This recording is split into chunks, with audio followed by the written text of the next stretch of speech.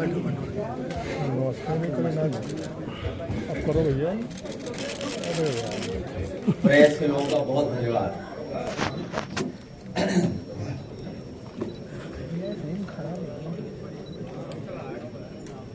Press के लोगों का बहुत बहुत धन्यवाद। हमारे साथ लोकसभा में तो हम बना लोगे, मिल जाएंगे ना। बस हाँ, बस आप हट जाइए। एक चीज का बहुत अफसोस हुआ।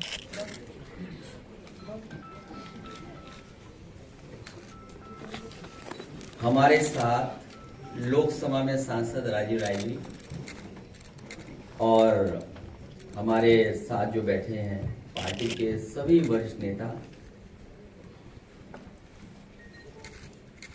आदरणीय राष्ट्रीय महासचिव, प्रदेश के अध्यक्ष और बड़ी संख्या में विधायक जी सर्वर 15 पे दिखे और हमारे साथ सरकार में रहे मंत्री अभिषेक मिश्रा जी। इधर हम लोग हाँ लखनऊ चालू होगी बॉस। हाँ एक कार्यक्रम शुरू करने जा रहे हैं और पहला कार्यक्रम जो हम लोग करने जा रहे हैं वो बेंगलोर में होगा। विजन इंडिया को लेकर के, न्यू इंडिया के कार्यक्रम को लेकर के जगह जगह हम लोग जाकर के कार्यक्रम करेंगे और विजन इंडिया का जो मकसद है, न्यू इंडिया के निर्माण के लक्ष्य को सामने रखकर आगे बढ़ने के लिए और नई सोच, नए रास्ते बनाना उसका लक्ष्य है, उसका ऑब्जेक्टिव है कि नए रास्ते बनाना, नई सोच के साथ आगे बढ़ना। और न्यू इंडिया का हमारा मतलब ये भी है कि साइंटिफिक नजरिया रखने वाला इंडिया।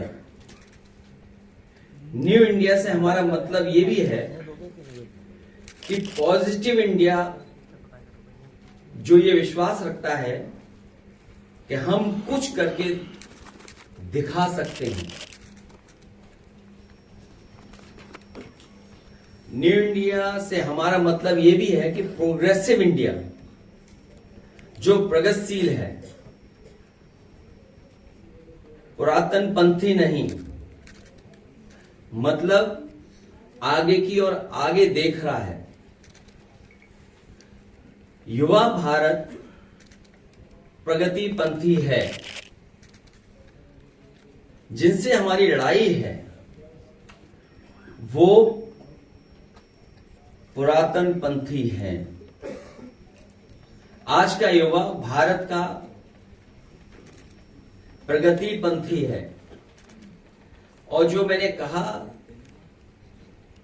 कि हमारा भारत और हमारी सोच डिवीजन वाली नहीं है। डिवीजन वालों से लड़ने के लिए विजन चाहिए और न्यू विजन इंडिया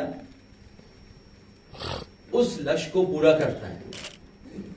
विजन के साथ डिवीजन का हम लोग मुकाबला कर सकते हैं। डिवीजन की नेगेटिव सोच है, उसका मुकाबला विजन से कर रहे हैं। और विजन एक पॉजिटिव सोच है। और इसलिए भी क्योंकि आज का युवा जो नई पीढ़ी है,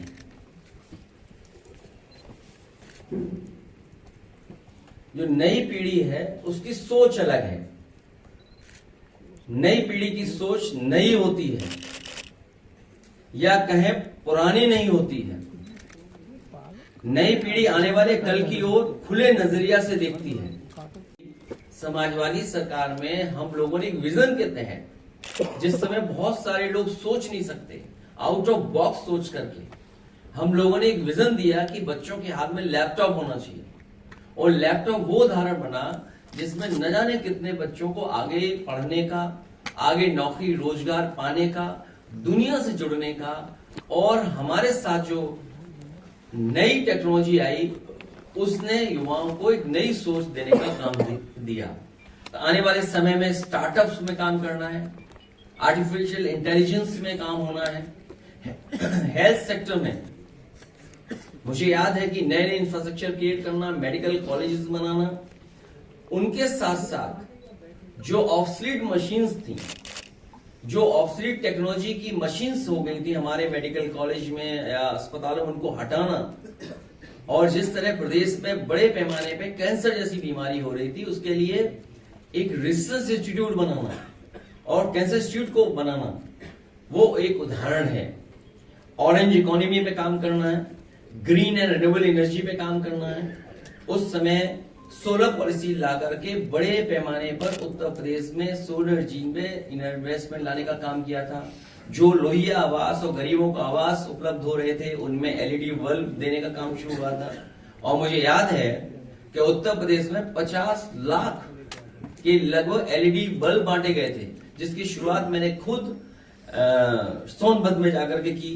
नए पावर प्लांट्स को बनाना, जिसमें 3x660 super critical thermal plant, जो कम स्पेस में उतने ही कोल में ज्यादा एनर्जी बनाते हैं, ज्यादा बिजली पैदा करते हैं। चाहे वो कानपुर हो, आपका निवेली लिग्नाइट हो, एटा का आपको जवाहरपुर योजना हो, आपकी सोनभद्र में हो, मिर्जापुर में हो, हरदोईगंज में हो, ऐसे तमाम प्लांट हम लोगों ने, बड़े प्लांट, वहीं सोलर प्लांट। और मुझे याद है कि हमारे राष्ट्रपति रहे कलाम साहब, उन्होंने एक एग्जाम्पल दिया था कि किसी गांव को मिनी ग्रिड से आप पूरा का पूरा गांव सोलर से कनेक्ट कर दें, उनको बिजली ना देना पड़े। वो पॉलिसी बना करके हम लोगों ने फकीरेपुरवा, जहां खुद पूर्व राष्ट्रपति आए थे और उन्होंने उसका उद्घाटन किया था, वो एक नई दिशा में कि विलेज में, गांव में फ्री बिजली 24 घंटे कैसे दी जा सके, उसके लिए योजनाएं शुरू की थी। इकोनॉमी हमारी जो एग्रीकल्चर इकोनॉमी, एग्रेरियन इकोनॉमी है, उसमें कैसे हम और पुश करें, उसके लिए मंडियां बनाना, हाईवे के किनारे 100 एकड़ की मंडियां बनाना, मंडियों को कैसे टेक्नोलॉजी से जोड़ा जाए, जिससे कि उनके जो पासेस बनते हैं या जो उनको असुविधा होती है उसको कैसे दूर किया जा सके। साथ ही साथ कई मंडियों को कंप्यूटराइजेशन में शामिल करना, दुनिया में जो बड़ी बड़ी बनी है मंडियां, उनको उदाहरण के रूप में उनको पढ़ना, समझना और अपने यहाँ लागू करना, ये काम भी समाजवादी सरकार में हुआ। बड़े बड़े डेयरी प्लांट लगे, अमूल को भी उत्तर प्रदेश में बड़े प्लांट लाने का काम किया। साथ में हमारी पराग कैसे और इम्प्रूव करे, और उत्तर प्रदेश का पहला काऊ मिल्क प्लांट, जो केवल काऊ मिल्क के प्रोडक्ट्स बनाता था, वो दिया। एक एग्रीकल्चर सेंटर दिया जो कन्नौज में बना, जहां पर हम फार्मर्स को सीधा सीधा नई टेक्नोलॉजी से जोड़ सकें, उनको समय पर बीज देने का काम, नई क्रॉप्स, नई सब्जियों के बीज देने का काम, ये समाजवादी सरकार में हुआ। यूथ अफेयर्स में बहुत काम किया। अभी वुमेन एंड चाइल्ड डेवलपमेंट में काम करना है, उसमें न्यूट्रिशन मिशन लॉन्च हुआ, और कई वर्ल्ड की संस्थाएं उनके साथ टेक्नोलॉजी पार्टनर या उनके एक्सपीरियंस को साथ लेकर के हम लोगों ने उत्तर प्रदेश में काम किया। स्पोर्ट्स में बहुत काम हुआ, जिसमें जो स्पोर्ट्स पर्सन्स थे उनको यश भारती या स्पोर्ट्स अपना जो इंफ्रास्ट्रक्चर है उसको कैसे बेहतर किया जाए, या दुनिया के जो ट्रेनर हैं, कोचेस हैं, उनको कैसे लाया जाए, जिसमें कि फुटबॉल के कोचेस को टू ट्रेन द कोचेस। कई महीनों यहाँ पर हमारे कोचेस रहे, उन्होंने यहाँ के कोचेस को ट्रेन किया, जिससे कि हमारे अच्छे फुटबॉलर बन सकें। पॉवर्टी से कैसे लड़ा जा सके, गरीबी से कैसे दूर किया जा सके, उस पर लगातार हम लोग समाज पेंशन, या जिस समय सबसे ज्यादा तकलीफ और परेशानी में बुंदेलखंड था, उस समय समाजवादी पैकेट में बहुत सी चीजों को उन तक पहुंचाना। अनएम्प्लॉयमेंट, एम्प्लॉयमेंट कैसे, जब तक हम इंक्लूसिव और बड़ा डेवलपमेंट नहीं करेंगे तब तक अनएम्प्लॉयमेंट की समस्या का समाधान नहीं कर सकते हैं। जहां सरकारी डिपार्टमेंट में लगातार नौकरियां दी गई और एक समय लगता था, भर्ती में बहुत समय लगता था, उस समय मेरिट के आधार पर एक एग्जाम्पलरी भर्ती कर करके रिकॉर्ड टाइम में हम लोगों ने शुरू किया। क्राइम लॉ एंड ऑर्डर, जिसमें डायल 100 एग्जाम्पल है, जिसको डायल 112 कर दिया है, वो इंफ्रास्ट्रक्चर बनाना, वो टेक्नोलॉजी को इंट्रोड्यूस करना उसके साथ साथ, और हमें अपनी पुलिस को टेक्नोलॉजी के बारे में जानकारी देना। प्लस पहला उत्तर प्रदेश था जिसने उस समय सभी पुलिस के वरिष्ठ अधिकारियों को ट्विटर हैंडल देकर के, और उन्हें कहा कि अगर कोई आपको टैग करेगा तो आपको उस पर कार्रवाई करनी है। और डायल 100 एक एग्जाम्पलरी काम होगा, जो कि हम लोगों ने एक बहुत जिम्मेदार और बहुत जानकार जो टेक्नोलॉजी को समझते थे, उन आईपीएस को मैंने खुद न्यूयॉर्क भेजा, ह्यूस्टन भेजा, सिंगापुर भेजा, और वहां से वो तीनों जगह के रिस्पॉन्स सिस्टम देख करके आए। फिर यहाँ पर हर लेवल पे अधिकारी से बात की, SO level, CO level, deputy SSP level, DIG, IG और ऊपर तक, कि उनके सामने क्या क्या प्रॉब्लम्स आती हैं, उन सबको रेक्टिफाई कर करके एक सॉल्यूशन दिया रिस्पॉन्स सिस्टम डायल 100, जो एक देश को एग्जाम्पलरी बना और एक हेडक्वार्टर के अंदर सबको बैठाना और जनता को राहत देने का काम किया। Government policies and implementation, grievances system सबसे अच्छा क्रिएट किया हम लोगों ने। लेबर एंड सर्विस सेक्टर बहुत महत्वपूर्ण फैसले लिए, कई स्कूल का निर्णय उसी समय लिया। जो लेबर सेस था उससे तमाम लाभकारी योजनाएं उन तक पहुंचाने का काम, कई योजनाओं में बहुत कम मदद मिलती थी उसमें बढ़ोतरी करना, खाना देना 20 रुपए में, न्यूट्रिशनल फूड देना लेबर को, एक शुरुआत की गई थी। Industry, e commerce and local traders, क्योंकि इधर टेक्नोलॉजी का बहुत इंट्रोडक्शन हो गया है, तो ई कॉमर्स उस पे उस समय भी फेसबुक या और किस तरीके से उन लोगों को मदद किया जा सके वो काम करने का काम हुआ था। बैंकिंग सिस्टम को कैसे इंप्रूव करें, बैंकिंग सिस्टम एसेसिबल हो। ऊपर से तो कह दिया कई अकाउंट खुलेंगे, ये अकाउंट का नाम होगा ये, लेकिन मुझे खुशी इस बात की कि जिस समय उस समय के जो फाइनेंस मिनिस्टर थे उनके सामने जो प्रपोजल रखा और कहा कि हम 3000 बैंक की ब्रांचेस उत्तर प्रदेश में खोलना चाहते हैं, तो जब 3000 का प्रपोजल रखा तो वो शॉक में चले गए कि 3000 ब्रांचेस कैसे खुलेंगी। उन्होंने कहा कि इसकी 10% पहले खोल के दिखाओ।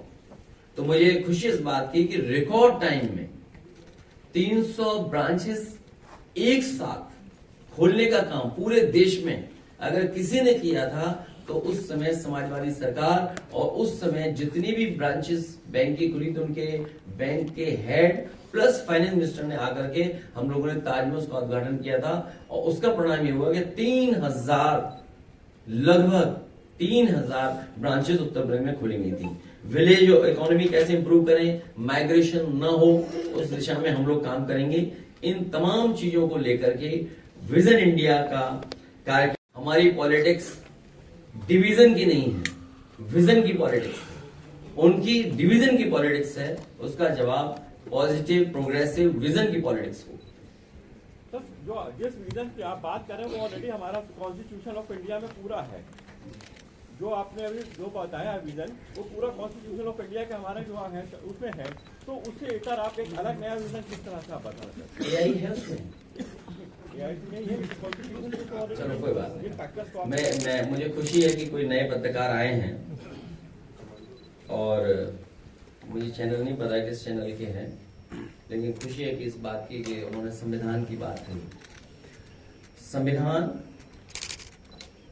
सेक्युलरिज्म, सोशलिज्म, इन विषय पे हमें लगातार काम करना पड़ेगा, और जब हमारा संविधान बचेगा तो लोकतंत्र बचेगा। इसीलिए कहा कि एक विजन लेकर के जा रहे हैं। नई पीढ़ी के लोग हैं, वो इंक्लूसिव हैं, वो ग्रोथ पसंद करते हैं, पॉजिटिविटी है उनके अंदर, वो सबको साथ लेकर के चलना चाहते हैं। इसीलिए न्यू NEO, क्योंकि जब टेक्नोलॉजी को इंट्रोड्यूस करते हैं हम लोग, ये वर्ड भी काफी इस्तेमाल हो रहा है, नई पीढ़ी के लोग इस्तेमाल कर रहे हैं। Yes, new and new. Andhra Pradesh के अंदर AI का डेटा सेंटर बनना है और वहाँ पानी की भी कमी है, लेकिन उत्तर प्रदेश के अंदर काफी पानी भी है, लेकिन उत्तर प्रदेश के अंदर ऐसे AI डेटा सेंटर क्यों नहीं बन पा रहे हैं, IT हब क्यों नहीं बन पा रहा उत्तर प्रदेश, जबकि कर्नाटक और आंध्र प्रदेश तेलंगाना बहुत आगे है IT में। जो डेटा सेंटर वहां बन रहा है वो पानी के किनारे ही बन रहा है, और क्योंकि टेक्निकल जो चीजें सूट करती हैं वो भी एक कारण है। जो इन्वेस्टमेंट करने आ रहा है वो तमाम सुविधाओं को देखता है। जब आपकी सरकार, उत्तर प्रदेश की सरकार उन सुविधाओं को देना ही नहीं चाहते, मैं इन्हीं की बात से अपनी बात को जोड़ रहा हूं कि जिस समय सैमसंग यूपी में इन्वेस्टमेंट और एक्सपेंशन के लिए आए थे, उनके जो ऑफिसर्स थे उनके पास प्रपोजल था कि वो तमिलनाडु में भी जाकर के एक्सपेंशन कर सकते हैं, क्योंकि तमिलनाडु में भी उनका प्लांट है। जब उसमें हाई लेवल और हमारे लेवल पे जब बैठक हुई और अधिकारियों के बीच जब बैठक हुई, तो ये बात उनसे पूछा गया कि क्या सुविधाएं मिल रही हैं आपको और आप यूपी से क्या सुविधाएं चाहते हो। तो जो सुविधा यूपी से वो चाहते थे, उस समय की सरकार ने, कैबिनेट ने फैसला लिया और उसका परिणाम ये हुआ कि वो एक्सपेंशन हुआ और सैमसंग का बड़े पैमाने में इन्वेस्टमेंट आया। इसीलिए आज जब डेटा सेंटर की बात हो रही हो, फॉरेन जो टेक्नोलॉजी में इन्वेस्टमेंट करना चाहते हैं वो दूसरे स्टेट में जा रहे हैं। आखिरकार हमारे डबल इंजन क्या कर रहे हैं? हमारे डबल इंजन हमें आपको इमोशन में लेके जा रहे हैं, इमोशन से सरकार चला रहे हैं। इसीलिए चाहे वो बड़े डेटा सेंटर हो या बड़ी मल्टीनेशनल कंपनियों का हो, एफडीआई का इन्वेस्टमेंट हो, उन प्रदेशों में ज्यादा जा रहा है, हमारे प्रदेश में नहीं आ रहा है। अखिलेश जी, आज उत्तर प्रदेश में सरकार आस्था पे चल रही है, आस्था लगातार रिपीट कर रही, और आप विजन, विज्ञान और अस्तित्व की बात करते हैं, ऐसे में जनता आपके साथ कैसे आएगी? इसीलिए समाजवादी पार्टी जगह जगह जाकर के आने वाले समय में हमारा विजन क्या होगा, हम किस दिशा में ले जाना चाहते हैं, काम करना चाहते हैं, हमारा जो अनुभव रहा है, जो पूर्व में काम किया है, उनको लगातार बताना पड़ेगा। सर, उत्तर प्रदेश पूरे लखनऊ में हाई अलर्ट जारी कर दिया गया, जगह जगह पे चेकिंग हो रही है। वो कैसे, मतलब कैसे लोग आएंगे उसमें? क्या चीज? आपने कहा जो साइंटिफिक जो फैक्ट्स हैं उनको रखेंगे, जो अंधविश्वास है, जो पत्थर उसको किस तरह से आप नहीं, थोड़ा मतलब आस्था से विज्ञान कैसे लड़ेगा सर? आस्था से विज्ञान कैसे लड़ेगा? मैं समझ रहा हूँ हमारे पत्रकार साथी का, इसीलिए मैंने कहा कि जहां हम सरकार की पुरानी उपलब्धियों के साथ लोगों को जानकारी दे रहे हैं कि किस तरीके से समाजवादी पार्टी का विजन रहा और नई पीढ़ी की जो इश्यूज हैं उनको अपने साथ जोड़ करके हम लोग आगे बढ़ना चाहते हैं। आज से 10 साल पहले और अगले 10 साल में क्या होगा? जिस समय 11, 10, 9, 10, 11 में होम डिलीवरी नहीं थी, गुजरात में तो थी होम डिलीवरी कुछ चीजों की, यूपी में बहुत ज्यादा नहीं थी, वो सर्विस सेक्टर उतना ग्रो नहीं किया। तो कई सेक्टर इतने ग्रो कर गए कि अगर हम टेक्नोलॉजी के साथ नहीं चलेंगे, नई पीढ़ी के साथ नहीं चलेंगे, उनको शामिल नहीं करेंगे, तो शायद हम वो लक्ष्य नहीं पा पाएंगे। और जब हमारे साथ अनएम्प्लॉयमेंट बड़ी इश्यू है, तो जब तक हम एक विजन नहीं रखेंगे तब तक लोग जुड़ेंगे कैसे? विजन डॉक्यूमेंट बात टेक्नोलॉजी की हो रही है और टेक्नोलॉजी की बेस लैंग्वेज इंग्लिश है। यूपी की जो प्राइमरी एजुकेशन है या सेकेंडरी एजुकेशन है, उसमें जो शिक्षा का स्तर आज के जमाने में भाषा बाधा नहीं, भाषा रुकावट नहीं है। लेकिन सर आज की टेक्नोलॉजी में जो टेक्नोलॉजी जितनी आसान कर दी गई है, भाषा रुकावट नहीं बन रही है। आप भी टाइपिंग कर रहे हो, हम भी टाइपिंग कर रहे हैं, ये तो सिंपल चीज है किसी भी लैंग्वेज में। हाँ देखिए, हमारे देखिए, हाँ ठीक है, हाँ ठीक है। सवाल ये है कि इसकी शुरुआत बैंगलोर से क्यों कर रहे हैं, यूपी से क्यों नहीं कर रहे हैं? बेंगलोर से इसलिए कर रहे हैं क्योंकि वो हब है और पहला प्रोग्राम हमारा स्टार्टअप का है। हर जगह हमारी पार्टी के लोग साथ रहेंगे, जिसमें कि इस बार के स्टार्टअप प्रोग्राम में अभिषेक जी और राजीव राय और हमारे और एक्सपर्ट उनको साथ लेकर के काम करेंगे। अखिलेश जी, जो आपने विजन इंडिया का प्लान लेके आए, इसके अपने कार्यकर्ताओं को ट्रेनिंग दी क्या? आपके पास तो कोई गवर्नमेंट है नहीं, तो मशीनरी कैसे काम करेगा? आप हैं कर रहे हो, ना, आप ये हैं, कैसे पहुंचेगा इनका? आप हैं। अखिलेश, तो विजन इंडिया का प्रोग्राम लेके आए, इसके अपने कार्यकर्ताओं को ट्रेनिंग दी, जिससे वो ट्रेन कर सकें। वो इसके बाद की बात है। हम अपने कार्यकर्ताओं को ट्रेनिंग दे रहे हैं सरकार बनाने के लिए, एसआईआर में अपना वोट बढ़ाने के लिए, और जो हमारे और जो लीडर्स हैं वो इस काम पे लगे हैं। इसके लोग जागरूक कैसे हो? 500 विजन इंडिया लेके आए, इसलिए जागरूक लोग कैसे हो? लोग जानेंगे नहीं, समझेंगे आज नहीं। आप आ रहे हो, इतना जागरूक करने की यही कोशिश है हमारी। इसीलिए मैंने कहा नहीं, कि बूथ जो पर हमारे काम थे एक्सप्रेस वे, आज 2 करोड़ से ऊपर उसमें टोल इकट्ठा हो रहा है। आज हर व्यक्ति कह रहा है कि ये समाजवादी सरकार का बना हुआ एक्सप्रेस वे।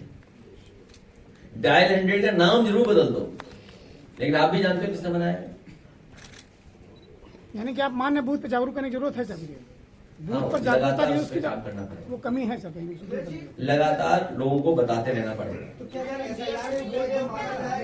देश के बाद अब आप पूरे देश को दिशा देने के लिए निकल चुके हैं और अब लड़ाई जो है वो दिल्ली की कुर्सी के लिए शायद होगी। ये यूपी का 2027 का इलेक्शन, यूपी में जो डेवलपमेंट हुआ, यूपी को जो विजन दिया, वही विजन हम लोग भारत में जगह जगह बताना चाहते हैं और देना चाहते हैं। जब यूपी तरक्की करेगा तो देश तरक्की करेगा। दिल्ली ब्लास्ट को लेकर साक्षी महाराज ने बड़ा बयान दिया है। उन्होंने कहा, साक्षी महाराज ने कहा कि क्योंकि देश के प्रधानमंत्री जी ने ये कहा है कि षड्यंत्र और जो भी उसके पीछे हैं उसका पर्दाफाश होगा और उसके खिलाफ कड़ी से कड़ी कार्रवाई होगी।